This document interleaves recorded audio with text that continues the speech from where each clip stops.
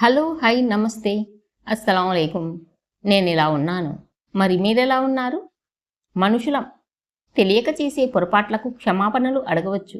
కానీ తెలిసి చేసే నిర్లక్ష్యానికి కాలం ఎప్పుడూ అంత సులభంగా క్షమాపణలు చెప్పనీయదు. జీవితం ఒక అద్దం లాంటిదని పెద్దలు ఊరికే అనలేదు. మనం సమాజానికి, మన తోటి బంధాలకు ఏ భావాన్ని అయితే ఇస్తామో, కాలం అనే చక్రం తిరిగి సరిగ్గా మనల్ని అదే స్థానంలో నిలబెట్టి అంతకన్నా ఎక్కువ మానసిక వేదనను మనకు రుచి చూపిస్తుంది.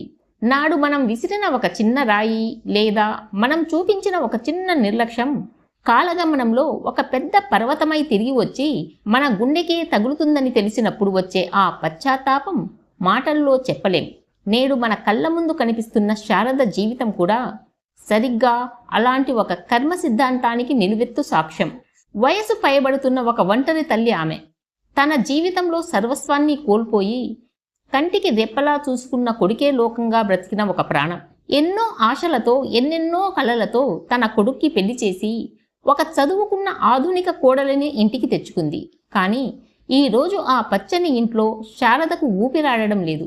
తాను ప్రాణంగా పెంచిన కొడుకు ఇల్లే తనకు పరాయి ఇల్లా అనిపిస్తుంది. ఎందుకో తెలుసా? ఆమె ఇంటికి వచ్చిన 25 ఏళ్ల కోడలికి శారదతో కలిసి ఉండడం అస్సలు ఇష్టం లేదు. ఈ కథ సరిగ్గా 25 సంవత్సరాల క్రితం మొదలైంది. ఆ రోజు ఆ ఇంట్లో శారద అత్తగారైన శాంతమ్మ గారి పరిపాలన నడుస్తుంది. ఆవిడ గయ్యాలి కాదు, కోడలిని తిట్టి హింసించే రకం అంతకన్నా కాదు. తన ఇంటికి వచ్చిన లక్ష్మీదేవి అనుకుని కోడలిని కంటికి రెపలా చూసుకునే ఒక సాదాసీదా పల్లెటూరు తల్లి. కానీ ఆ ఇంట్లోకి కోడలిగా అడుగుపెట్టిన శారద ఆలోచనలు, ఆకాంక్షలు పూర్తిగా వేరుగా ఉండేవి. అప్పటికి శారద వయసు కేవలం 19 సంవత్సరాలు. లోకం తెలియని వయస్సు. బంధాల విలువ కంటే తన వ్యక్తిగత స్వేచ్ఛే ముఖ్యమని అనుకునే తొందరపాటు వయస్సు అది. శారదకు అత్తగారంటే పగలేదు, ద్వేషం లేదు, అసహ్యం అంతకన్నా లేదు. కానీ ఆవిడతో కలిసి ఉండడం, ఆవిడ పద్ధతులు పాటించడం అస్సలు ఇష్టం లేదు. అత్తగారు ప్రతి విషయంలో తనతో మాట్లాడడం, ప్రేమగా పలకరించడం, వంటగదిలో సహాయం చేయడం కూడా శారదకు ఒక బంధనంలా అనిపించేది. తన స్వేచ్ఛకు అడ్డుగా అనిపించేది. ఉదయాన్నే నిద్ర లేచి పూజ చెయ్యడం, తులసి కోట ముందు దీపం పెట్టడం, ఇల్లంతా మంగళకరమైన శబ్దాలతో నింపడం వంటి శాంతమ్మగారి అలవాట్లు 19 ఏళ్ల శారదకు విసుగు తెప్పించేవి. అత్తగారు చేసే ప్రతి ప్రేమపూర్వకమైన పని శారద కళ్ళకు తనను బంధించే ఒక పెద్ద గోడలా కనిపించేది. అత్తగారు మంచిదే అని తన మనసుకు తెలుసు. కానీ ఆ మంచిదనం కూడా శారదకు నచ్చేది కాదు.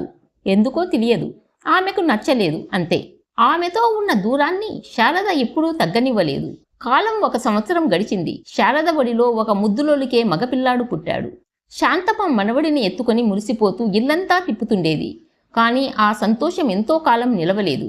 విధి చాలా వింతైంది. మనం దేన్నైతే బంధం అనుకుని దూరం పెట్టాలని చూస్తామో, కాలం దాన్ని మనకు శాశ్వతంగా దూరం చేస్తుంది. శారదకు బాబు పుట్టిన 1 సంవత్సరం తర్వాత అనుకోకుండా శాంతమ్మ గారికి హార్ట్అటాక్ వచ్చింది. శారదకు ఏ కీడు తలపెట్టకుండా, కారణం లేకుండా శారద దూరం పెట్టిన ఆ అత్తగారు ఎవరికీ భారం కాకుండా కన్ను మూశారు. ఇల్లంతా శోక సముద్రంలో మునిగిపోయింది. అందరూ ఏడుస్తున్నారు.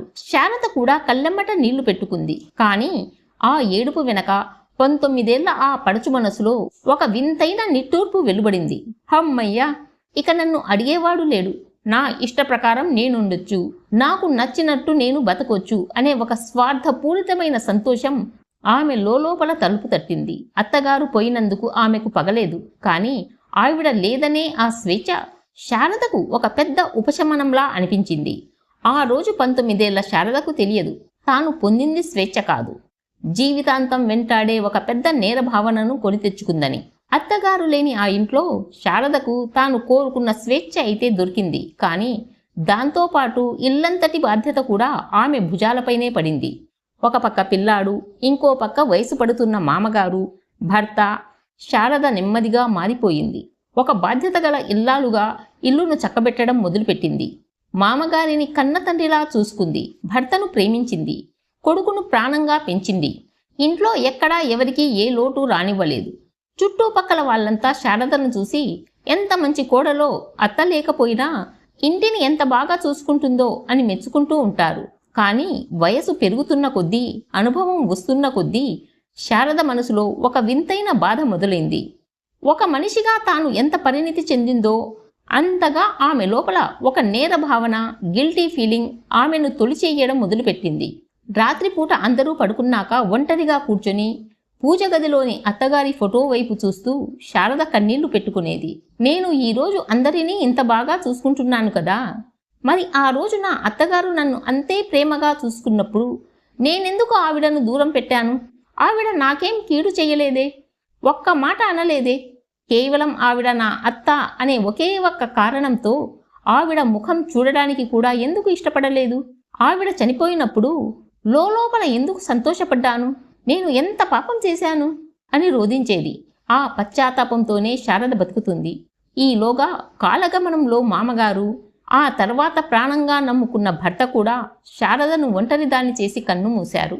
భర్త చనిపోయాక శారదకు తన కొడుకే సర్వస్వం అయ్యాడు. వాడు పెద్దవాడయ్యాడు, మంచి ఉద్యోగం వచ్చింది.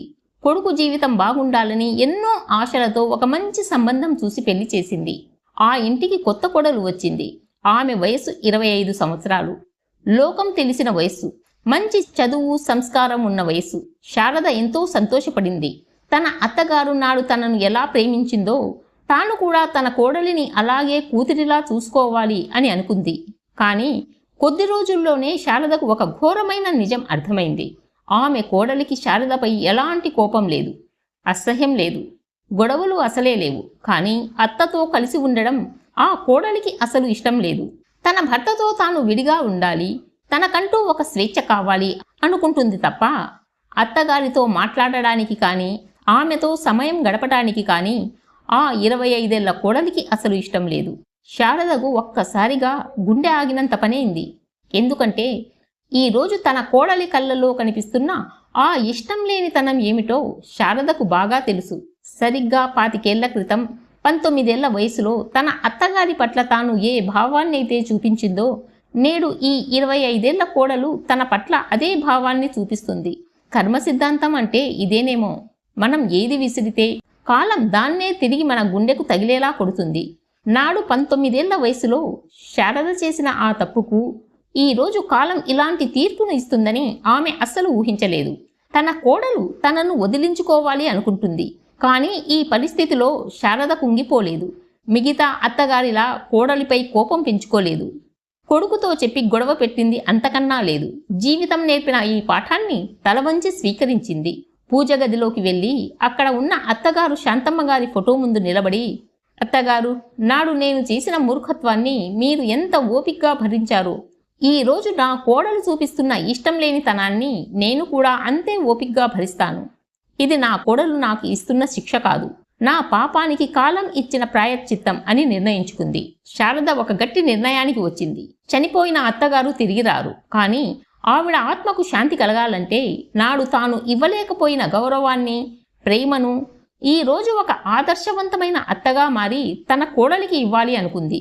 కోడలికి తనతో కలిసి ఉండడం ఇష్టం లేదు కదా. అందుకే ఆమె స్వేచ్ఛకు శారద అస్సలు అడ్డు రాలేదు. ఆమె అడగకపోయినా ఆమె మనస్సు నొచ్చుకోకుండా తానే ఒక అడుగు వెనక్కి తగ్గింది. వంటగదిలో ఆమెకు స్పేస్ ఇచ్చింది. కొడుకు దగ్గర కోడలి గురించి ఒక్క ముక్క కూడా తప్పుగా చెప్పలేదు.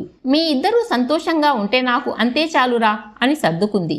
కోడలి కళ్ళలో తనపై అసహ్యం లేదు, కేవలం ఇష్టం లేదు అంతే. కాబట్టి ఆ ఇష్టం లేని తనాన్ని కూడా తన అమితమైన ప్రేమతో, ఓర్పుతో భరించాలని శారద నిశ్చయించుకుంది. జీవితం మనకు అన్నీ నేర్పుతుంది. నాడు 19 ఏళ్ల వయసులో శారద కోరుకున్న ఆ స్వార్థపూరితమైన స్వేచ్ఛ ఉందో నేడు ఈ 50 ఏళ్ల వయసులో ఆమెకు అర్థమైంది. కానీ ఆ వేదనను శారద ఒక శాపంగా మార్చుకోలేదు, ప్రేమగా మార్చుకుంది. ద్వేషాన్ని ద్వేషంతో కాకుండా ఓర్పుతోనూ త్యాగంతోనూ జయించడమే సంస్కారమని నిరూపించింది. శారద చేసిన ఈ నిశ్శబ్ద ప్రాయశ్చిత్తం నాడు చనిపోయిన అత్తగారి ఆత్మకు ఖచ్చితంగా శాంతిని చేకూర్చి ఉంటుంది. ఎందుకంటే నాడు ఒక కోడలిగా తాను చేసిన పొరపాటును గుర్తిస్తూ నేడు ఒక ఉత్తమమైన అత్తగారిలా మారి కర్మచక్రాన్ని ప్రేమతో ఆపేయడమే మానవత్వానికి నిజమైన నిదర్శనం. నేనిలా నా కుటుంబ సభ్యులతో సంతోషంగా ఉన్నాను. మీరు కూడా మీ కుటుంబంతో సంతోషంగా ఉండాలని కోరుకుంటున్నాను. నా వీడియోలు మీకు నచ్చినట్లయితే లైక్ చేయండి, షేర్ చేయండి అండ్ సబ్స్క్రైబ్ చేయడం మర్చిపోవద్దు. మరో మంచి వీడియోతో మళ్ళీ కలుద్దాం.